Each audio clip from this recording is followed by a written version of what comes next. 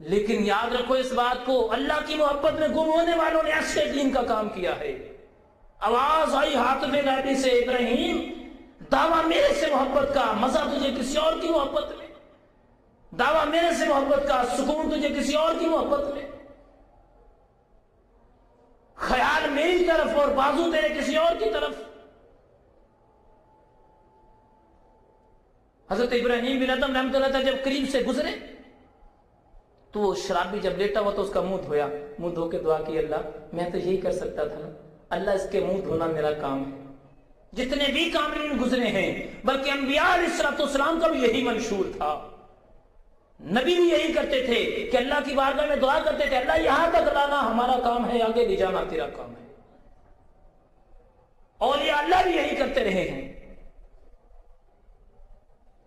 عرض کی اللہ اس کو یہاں تک میں لے آیا ہوں، آگے تو لے جا۔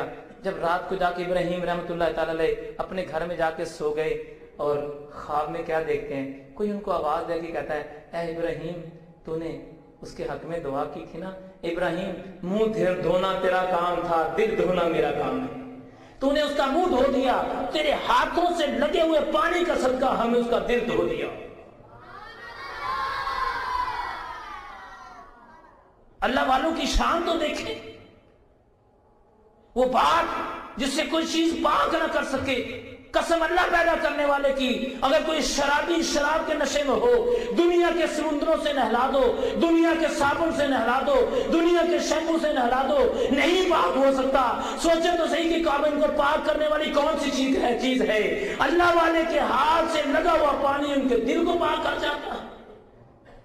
سوچ تو صحیح، ان کے ہاتھوں سے لگے ہوئے پانی میں اتنی پاکی ہے، ان کی ذات میں کتنی پاکی ہوگی، ان کے پاس بیٹھنے والوں کے پاس کتنی پاکی ہوگی۔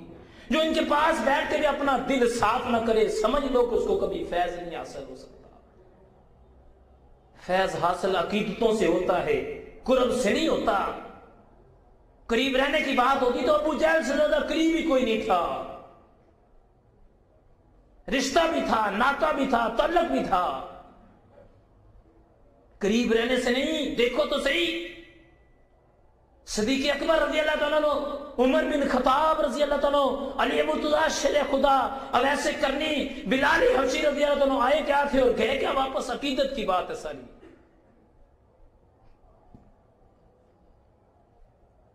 اس لیے میرے بھائی، یہ جو شراب جیسی لعنت ہے نا، اس کو دور کرنے کا بہترین طریقہ ہے اللہ کی بارگاہ میں توبہ کیا کرو، کسی اللہ والے کی صحبت میں جا کے بیٹھا کرو۔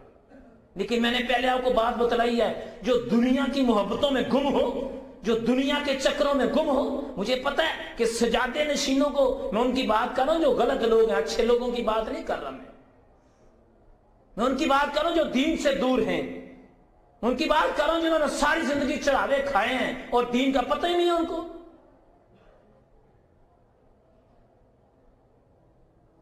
اب تاریخ تو اٹھا کے دیکھیں کہ اولیاء کرام نے دین کیسے پھیلایا ہے۔ اولیاء کرام نے دین جس طرح پھیلایا ہے، اس طرح پھیلایا ہے کہ سبق سکھا دیا کیسے دین کا کام کرو۔ وقت تو ہو چکا، لیکن سائنس سچل سرمست رحمۃ اللہ تعالیٰ کا واقعہ آپ نے سنا ہوگا بہت اچھے طریقے سے، موقع کی مناسبت سے سناتا ہوں۔ آپ کے دور کے اندر ایک راجا تھا، اس لیے بتانے لگا میرے بھائی، یہ جو دین کا کام ہے نا، اللہ والوں نے کس طرح کیا، آج ہماری بھی ڈیوٹی یہی ہے کہ اسی طرح کام کرتے چلے جائیں۔ سائنس سچل سرمست رحمۃ اللہ تعالیٰ کی یہ سندھ کے اندر ہے، کوئی دور کی بات نہیں ہے۔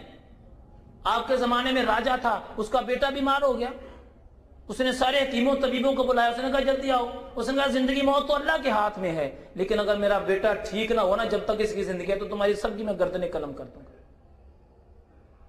ٹھیک ہے، اپنی اپنی دوڑ لگائی، ساری جو کچھ میڈیکل دنیاوی دینی ساری دوائیں جتنی دے دی، کچھ نہیں دانا، بچہ دن بدن پیچھے چلا گیا۔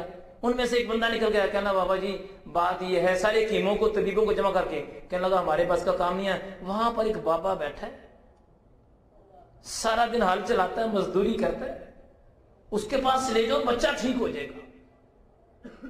سب نے جا کے اسے راجے سے کہہ دیا بادشاہ سلامت یہ بات ہے، اس نے اپنے گورنر کو بھیجا، اس نے کہا جاؤ پتہ کر کے آؤ جا کے۔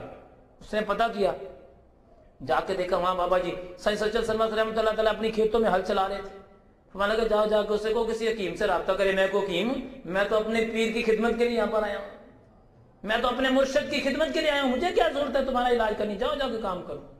رستے سے جا رہا تھا, رستے میں ایک اور بندہ ملا مجذوب ٹائپ, کہنے لگا پاگل کہاں جا رہا ہے, تو اس در سے خالی جا رہا ہے؟ اس در سے تو کبھی کوئی خالی نہیں گیا. اس نے کہا انہوں نے تو یہ کہا پاگل یہ کہیں گے میرے پاس کچھ نہیں ہے, تو کہا میں نے لے کے جانا ہے, یہ کہیں پیچھے چلیں گا, چل جا میرے کو کچھ نہیں ہے, چل میں خالی ہوں, میرے پاس کچھ نہیں ہے, تو نے جانا ہی نہیں ہے. لیکن جس جگہ کو آگ لگتی ہے نا ٹکور اسی جگہ کو ہوتی ہے. بیٹا گورنر کا نہیں بیمار تھا, بیٹا بادشاہ کا بیمار تھا. بادشاہ کے پاس وہ واپس گورنر جو ہے وہ نا اس کے پاس بابا جی کے پاس نہیں گیا, جا کے بادشاہ کہنا لگا بادشاہ سلامت بندہ تو میں دیکھا ہے, بندہ واقعی اس قابل ہے, اس کو بلوا لو. اس نے کہا پاگل ایسے لوگوں کو بلواتے نہیں, ان کے پاس ہیں. اس نے اپنی سواری ساتھ لی اور جا کے کہنا لگا بابا جی السلام علیکم. وعلیکم السلام ورحمۃ اللہ. کہنا حضور میرا چھوٹا بچہ بیمار ہے, ایک ہی میرا بیٹا ہے, تو آپ ذرا دعا فرما دیں کہ اللہ تعالیٰ اس پہ کرم کر دے. آپ نے تھوڑی دیر کے لیے اپنی آنکھیں بند کی, اللہ پاک سے دعا کی, گزارش کی, آنکھیں کھول کے کہنے لگا نہیں یار تو نے بڑی دیر کر دی ہے, تو نے بڑی دیر کر دی ہے. بڑے پکے عقیدے کا مالک تھا وہ. کہنا بابا جی دیر سویر میرے آپ کے لیے ہے, اس کے لیے کیا دیر ہے, مالک تو مالک ہے نا, میرے آپ کے لیے دیر سویر ہے, اس کے لیے کیا دیر ہے. اس کی زندگی بھی اور صحت بھی. اب میں بیٹا اس کا صدقہ دینا پڑے گا. صدقہ کی رٹ لگانے والے پیرو غور سے سنو, صدقہ کیا دینا ہے.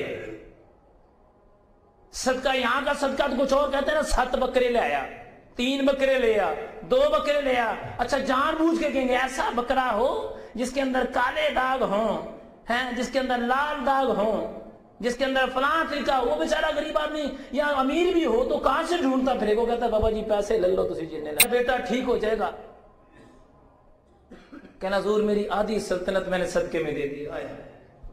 آدھی سلطنت صدقے میں دے. کہنا آپ ہمارے گھر نہیں پگلے, یہ نہیں, صدقہ بھی میں ہی دوں گا اور بیٹا بھی میں ہی دوں گا تجھے. یہ صدقہ میں دوں گا, تو اس صدقے کو نہیں دے سکتا, تو جا تیرا بیٹا ٹھیک ہو جائے گا. وہ چلے گئے, آپ نے جان ماز بچھایا.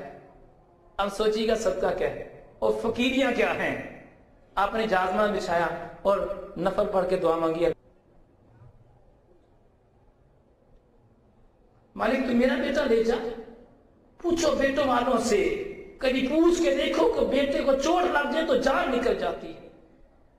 بیٹا اسکول لیٹ آئے تو ماں کو نیند نہیں آتی, بچے کو ذرا سی آنچ آ جائے تو پریشان ہو جاتے ہیں. عرض کی اللہ تو اس کا بیٹا تندرست کر دے, کیونکہ اس کا بیٹا ٹھیک ہو جائے گا تو دین ہو جائے گا. سارے سندھ کے اندر دین کا پرچار. بادشاہ کے بیٹے کو جس دن شفا کا غسل دیا گیا, اس دن آپ کے بیٹے کو جنازے کا غسل دیا گیا. جب ڈھیر سارے انعام و کرام لے کے آیا تو وہی مجذوب رستے میں